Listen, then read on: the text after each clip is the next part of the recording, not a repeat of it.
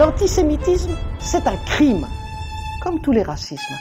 L'antisionisme, c'est un devoir pour toute personne qui croit au vivre ensemble.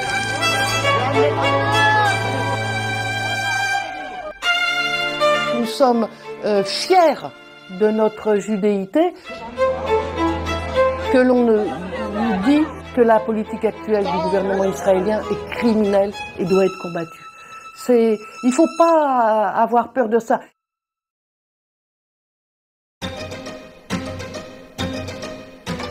Je m'appelle Sarah, avec un H, et qui plus est, mon nom de famille est Katz. Donc toute personne qui a l'oreille un peu habituée va reconnaître que c'est un nom juif extrêmement commun pour les Ashkénazes.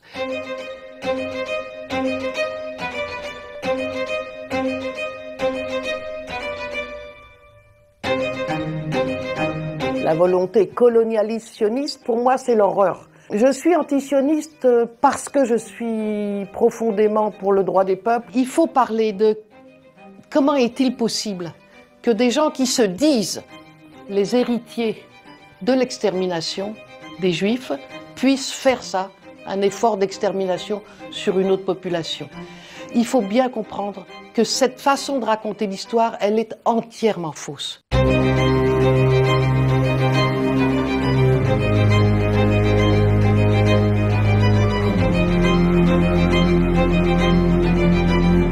Le projet sioniste, il est bien antérieur à la Seconde Guerre mondiale, il est bien antérieur à la Shoah. Ce ne sont pas les descendants de la Shoah qui ont créé Israël, pas du tout.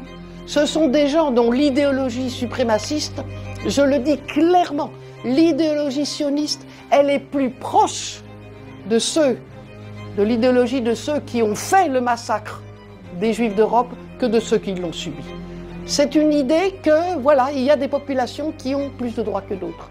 Il y a une très jolie histoire d'une femme comme ça qui arrive dans les bateaux avec les survivants des camps. Et l'administration israélienne lui dit, voilà, tu peux aller à tel endroit, tu peux t'installer dans telle maison.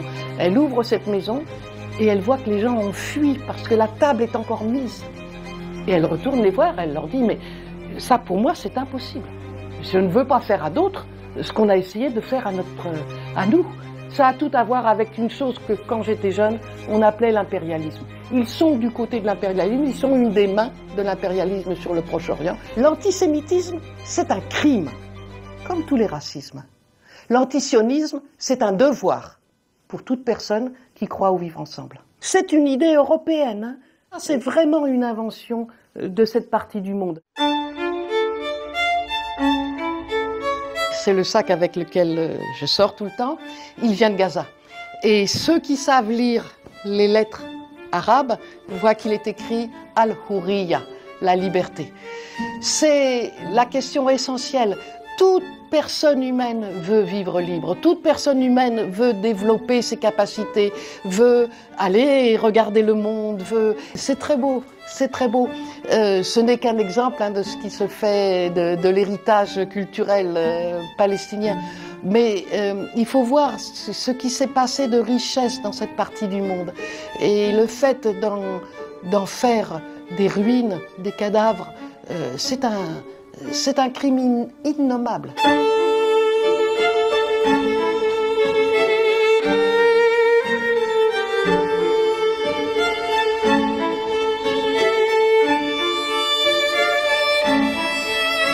La Palestine, elle concerne tout le monde. Ce n'est pas une fixette militante. « Ah, tu nous parles encore de la Palestine, mais voyons, il y a d'autres choses. » Bien sûr, il y a plein d'horreurs dans le monde et il faut s'attaquer à toutes ces horreurs-là. Pourquoi la Palestine, c'est si important néanmoins?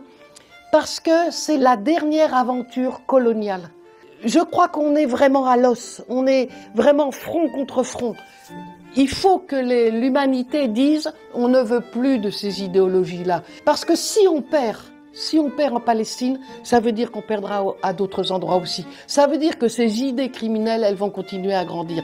Donc il faut absolument arriver à briser l'attaque contre le peuple palestinien et à le rétablir dans ses droits. Ça nous concerne chacun personnellement.